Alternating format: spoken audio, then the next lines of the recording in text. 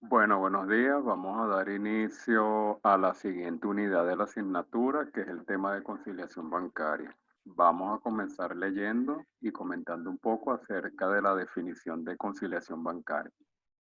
Podría decirse que en la mayoría de los casos, el saldo de los estados de cuenta bancario no coincide con el saldo registrado en el mayor auxiliar de bancos de la empresa.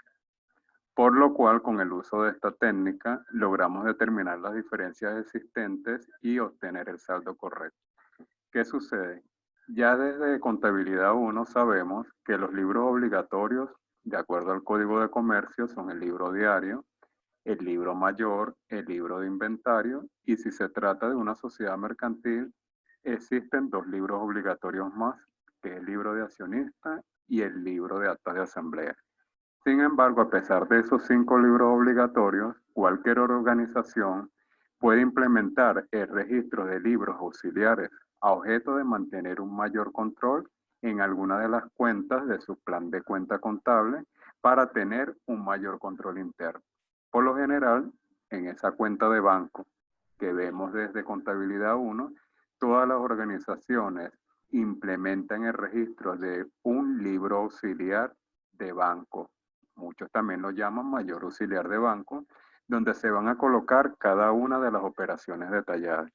¿Qué sucede? En muchas ocasiones cuando se llega a final de mes y se compara el saldo de la cuenta bancaria presente en ese mayor auxiliar de bancos de la empresa, no debemos de olvidar que ese es un registro contable de la empresa, nos fijamos que no coincide con el saldo que refleja el estado de cuenta emitido por la institución bancaria. Muchas veces no coincide por múltiples razones que ya la vamos a ver, que generan diferencias de un saldo con el otro. Entonces, por ello que recurrimos a esta técnica contable denominada conciliación bancaria, donde a ciencia cierta vamos a verificar a qué se deben esas diferencias y obtener un saldo correcto a una fecha determinada. Por lo general, esa fecha determinada es a final de mes, porque siempre se realizan las conciliaciones a final de cada mes que se va efectuando el cierre, salvo que la gerencia lo requiera en otra fecha. Ahora bien, ¿cuáles son las partidas sujetas a conciliación más comunes? Tenemos la primera, que se refiere a cheques pendientes o en tránsito. Son aquellos cheques, por decirlo de manera directa, que fueron emitidos por la empresa, pero que aún no han sido cobrados por sus beneficiarios en el banco. Vamos a verlo a través de un simple ejemplo. Imagínense, voy a ponerles una fecha que el 20 de mayo nosotros efectuamos el pago a nuestro proveedor de materia prima y emitimos un cheque. Contablemente, nosotros ya reflejamos ese pago mediante un abono a la cuenta de banco. Pero resulta que ese proveedor durante todo el mes de mayo se le hizo muy difícil cobrar ese cheque en la institución bancaria y formalizó realmente su cobro fue en el mes de junio. Lógicamente que cuando se realice la conciliación del mes de mayo no va a coincidir el saldo reflejado en el estado de cuenta bancario con el mayor auxiliar de la cuenta de banco que maneja nuestra empresa. No va a coincidir por la sencilla razón que contablemente ya lo rebajamos en el mes de mayo, pero resulta que el proveedor realmente formalizó el cobro de ese instrumento financiero, que en este caso es un cheque, fue en el mes de junio. Por él haberlo hecho de esa manera va a generar una diferencia en las cantidades. Eso es lo que se conoce como cheque pendiente o en tránsito. En otras palabras, es un cheque que yo emití en un momento dado, ya lo reflejé contablemente, pero la persona beneficiaria no ha asistido a la institución bancaria para formalizar su cobro. Otra partida sujeta a conciliación por lo general son los depósitos en tránsito. Es decir, son depósitos enviados al final de mes por la empresa y estos no han sido acreditados en la institución bancaria. Vamos a verlo también a través de un sencillo ejemplo. Vamos a suponer que nosotros en nuestra organización tenemos un motorizado que se encarga de realizar los distintos depósitos de efectivo que genera las operaciones de la caja principal. Sup- eh, Planteemos que le dimos hoy, el día 20 de mayo, un depósito de 50 millones de bolívares para que formalizara ante la institución bancaria y contablemente nosotros registramos ese depósito. Ya sabemos que al momento de efectuar un depósito en la cuenta de banco, contablemente sería necesario realizarle un cargo a la cuenta de banco precisamente. Pero resulta que ese motorizado le dimos el dinero un 20 de mayo y durante todo ese mes de mayo se le hizo muy difícil asistir a la institución bancaria. Bueno, y resulta que él realmente se acordó que tenía que efectuar ese depósito. Fue el 5 de junio. Asistió ese 5 de junio a la institución bancaria y fue donde realmente formalizó el depósito. Lógicamente, por haber hecho esta operación de esta manera, eso nos va a generar una diferencia también en cantidad. ¿Por qué? Porque cuando en el mes de mayo se elabore la conciliación bancaria, por supuesto que ese depósito ya contablemente lo registramos mediante, repito, un cargo en la cuenta de banco, pero lógicamente no va a aparecer acreditado en la institución bancaria porque realmente se efectuó el depósito en el mes de junio. Entonces eso es lo que se conoce como un depósito en tránsito. En resumen, pudiésemos decir que es un depósito que ya se reflejó contablemente en nuestros libros, en este caso en el mayor auxiliar de banco, pero que por algún motivo desconocido su acreditación en la cuenta no se ha formalizado. Otra partida también sujeta a conciliación por lo general son las notas de débito, que son cargos efectuados por el banco por concepto de intereses, mantenimientos de cuenta y comisiones bancarias, que por lo general no son registradas de manera oportuna por la empresa. ¿Qué sucede? Cada vez que en las instituciones bancarias necesitan efectuarnos el cobro de alguna comisión bancaria, ellos emiten ese instrumento que se conoce como nota de débito. Una nota de débito la va a emitir el banco cada vez que necesite cobrarnos una comisión, ya sea por mantenimiento, por de repente que tengamos un préstamo con esa institución y necesitan cobrarnos unos intereses. Bueno, se los cobran a través de la emisión de esa nota de débito, que debe de quedar claro que ellas disminuyen el saldo en la cuenta, porque es el cobro de una comisión. ¿Qué sucede allí? Por lo general, el analista contable siempre registra todas esas comisiones bancarias, todas esas notas de débito es a final de mes, porque es bastante engorroso estar constantemente, día tras día, revisando el estado de cuenta para reflejar cada una de esas comisiones, por lo cual siempre se espera a final de mes y es donde realmente se formaliza el registro de cada nota de débito en nuestro mayor auxiliar de banco.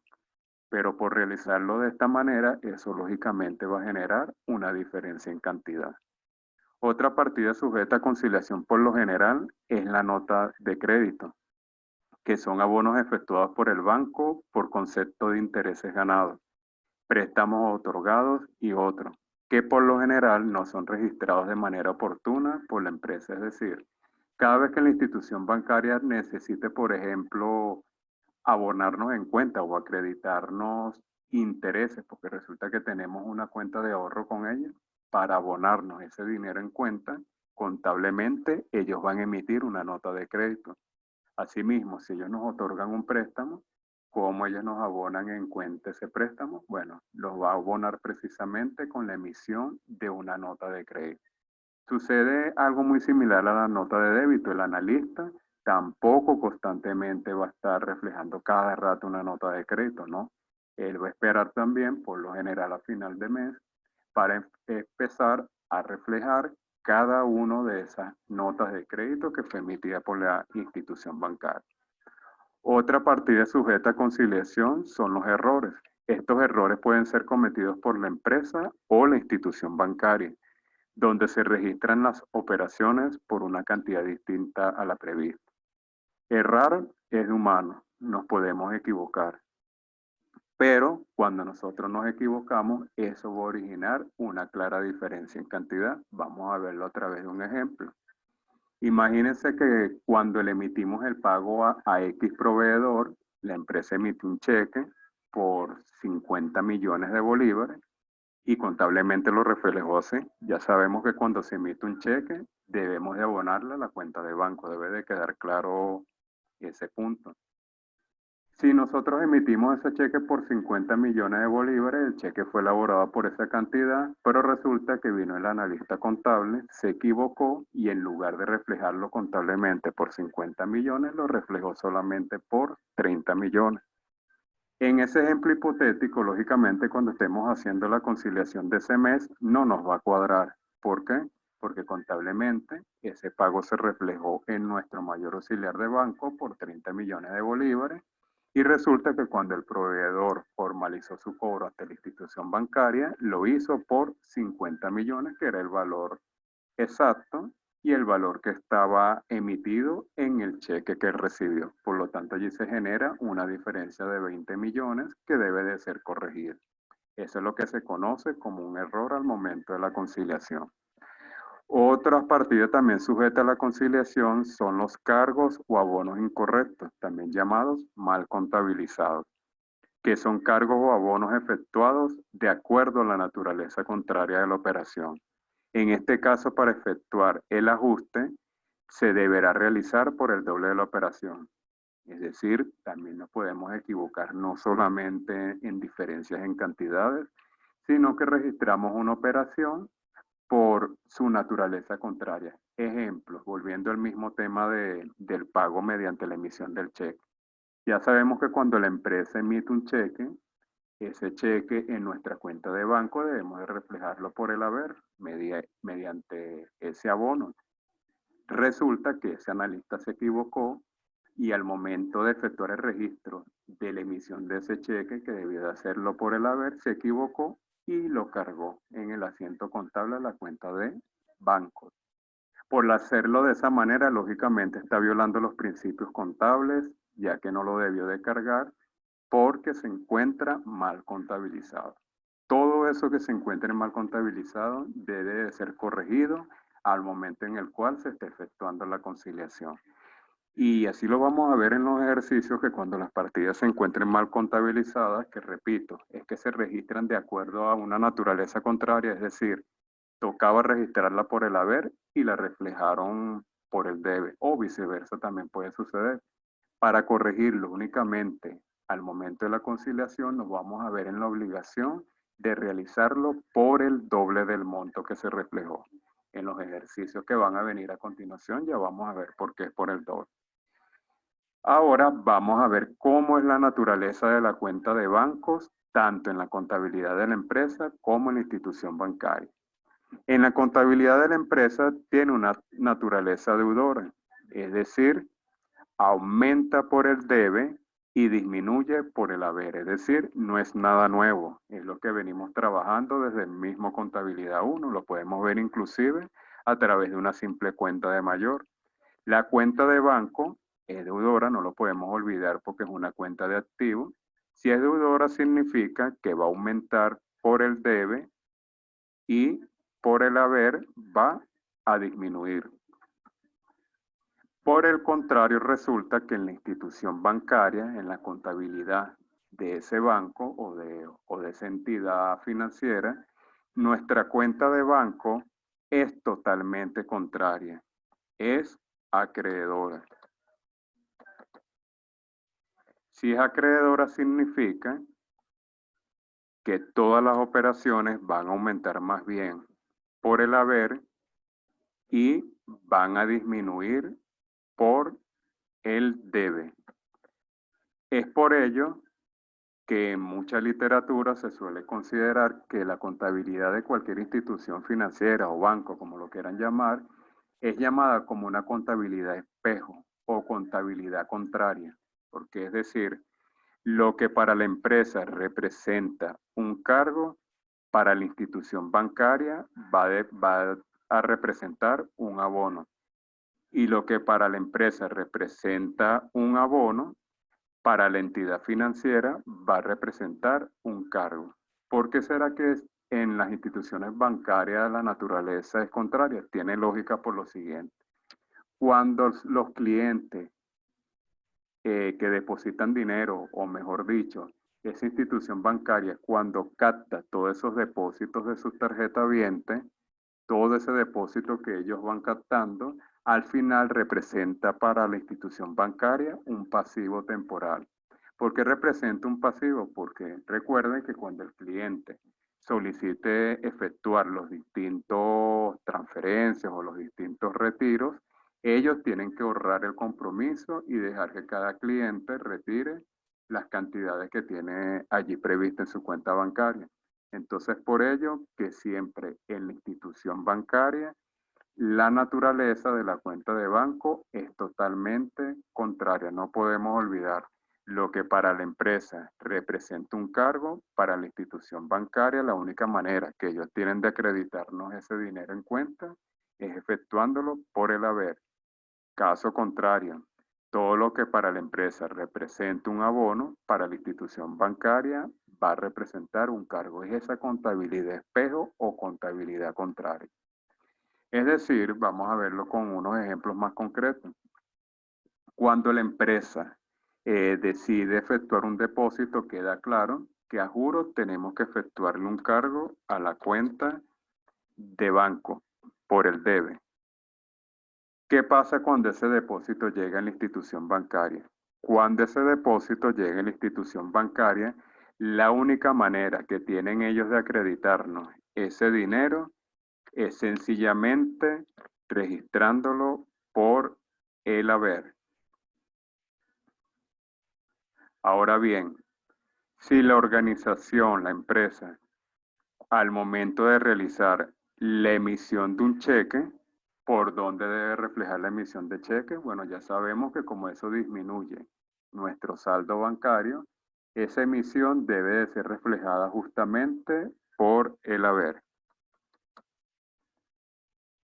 Ahora bien, cuando ese cliente formaliza el cobro de ese cheque, la institución bancaria, la única forma que ellos tienen para disminuir nuestro saldo en cuenta es colocarlo sencillamente por el haber, perdón, por el debe, para poder disminuir el saldo en cuenta.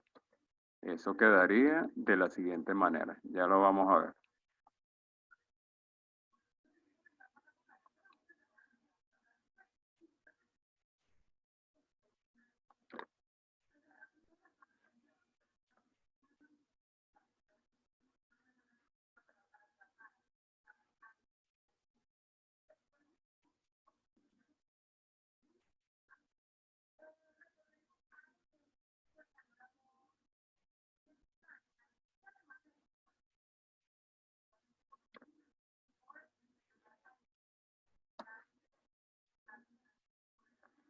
Ahora bien, cuando la institución bancaria necesita cobrarnos una comisión bancaria, ya quedamos que lo tiene que hacer mediante la emisión de una nota de débito. ¿Por qué? Porque es el cobro de una comisión.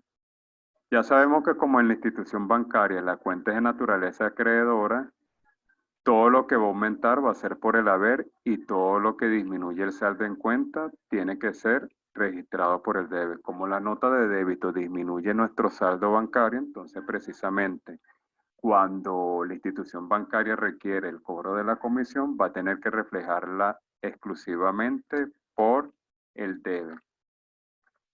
¿Qué sucede? Cuando esa nota de débito es recibida por la empresa, la única manera que tenemos de registrar esa comisión bancaria y disminuir el saldo que tenemos en nuestra cuenta de banco es precisamente reflejándolo por el haber para disminuir nuestro saldo disponible. Ahora bien, si la institución bancaria requiere depositarnos un interés, ya sea que es una cuenta de ahorro o nos otorga un préstamo, recuerden que lo hace mediante la emisión de una nota de crédito. La institución bancaria, la única manera que tiene contablemente para aumentar nuestro saldo en cuenta es efectuarlo por el haber. Entonces emiten la nota de crédito y justamente la tienen que reflejar por el haber. Cuando esa nota de crédito la recibe la empresa, ¿por dónde la vamos a tener que reflejar? una nota de débito generado por un interés ganado o un préstamo otorgado va a aumentar nuestro saldo en cuenta. Si es así, cuando lo reciba la empresa, obligatoriamente lo va a tener que reflejar por el debe. Entonces, en definitiva, podemos decir, lo vemos allí claramente, que las operaciones que representan un cargo para la empresa, como representan para la institución bancaria un abono. Por el contrario, todas las operaciones que representan para la empresa un abono van a representar para la institución bancaria un cargo. Por eso es que se dice que es totalmente una contabilidad inversa para esa institución financiera. Entonces deben de estar muy pendientes de ello. Como les dije allí al inicio, la naturaleza de la cuenta de banco en el mayor auxiliar de la empresa no tiene novedad alguna, es lo que se viene trabajando incluso desde contabilidad 1, pero lo que sí es un poco novedoso, digamos de alguna forma, es la contabilidad de la institución bancaria, que es lo mismo, lo único que es a la inversa. Ya sabemos que es a la inversa porque toda institución bancaria tiene el deber de devolver todos esos depósitos captados de sus clientes cuando ellos lo soliciten. Entonces, de alguna manera, para ellos eso representa un pasivo temporal. Ahora bien, ¿cuáles son los pasos para realizar una conciliación bancaria? Realmente no existe nada que nos diga debe de ser realizado de esa manera, pero a mí la experiencia me ha dicho que para realizar una conciliación de manera satisfactoria es bueno seguir esta serie de 4 pasos. Para mí el paso número 1 en conciliación bancaria es precisar los saldos a la fecha en la cual será realizada la conciliación bancaria, es decir, dependiendo del mes que estés conciliando. Paso número 2 es revisar la conciliación del mes anterior a fin de verificar que se hayan efectuado las correcciones en el mayor auxiliar de la empresa y en la institución bancaria. Es importante cuando existe una conciliación previa y estamos haciendo la conciliación de un mes actual, es importante que verifiquemos esa conciliación previa para ver si cada una de esas partidas que estuvieron sujetas a conciliación en su momento fueron corregidas, ya que en caso contrario debe de ser incluida nuevamente como partida conciliar. Paso número 3 es cotejar el mayor auxiliar de la empresa, que es contabilidad de la empresa, con el estado de cuenta bancario que limite la institución financiera. Y finalmente, como paso 4, es cotejar el estado de cuenta bancario con el mayor auxiliar de la empresa. Ahora bien, ¿qué formatos vamos a utilizar para la conciliación bancaria? Bueno, existe infinidades de formatos. Hay literatura que lo trabaja solamente con 3 columnas, otro lo trabaja con 2 columnas, es decir, depende de los gustos. Allí también la experiencia me ha dicho que lo más sensato y lo más fácil es realizarlo a través de ese formato que ven allí de 5 columnas. ¿Qué vamos a colocar básicamente en ese formato? En primer lugar, nombre del banco en el cual se está realizando la conciliación bancaria. Seguidamente vamos a tener que colocar el mes que se va a conciliar. Y luego tenemos aquí las distintas columnas que vamos a utilizar para efectuar la conciliación. La primera columna que vemos allí de descripción es solamente para colocar todas las partidas que van a estar sujetas a conciliación. Todas las vamos a ir detallando allí una a una. Las siguientes columnas que vemos de debe y haber y que se denomina libro, este libro es contabilidad de la empresa. Es decir, todas esas operaciones que vamos a conciliar por la empresa las vamos a reflejar en estas 2 columnas de debe y haber, recordando que la naturaleza contable de la cuenta de banco en la entidad va a ser deudor, es decir, va a aumentar por el debe y va a disminuir por el haber. En el caso del banco, que es la institución bancaria, no debemos de olvidar que la contabilidad es totalmente inversa, es una naturaleza acreedora, es decir, todas las operaciones van a aumentar más bien es por el haber y van a disminuir por el debe. Así, de esta manera, hemos culminado el primer tutorial de la teoría básica de conciliación.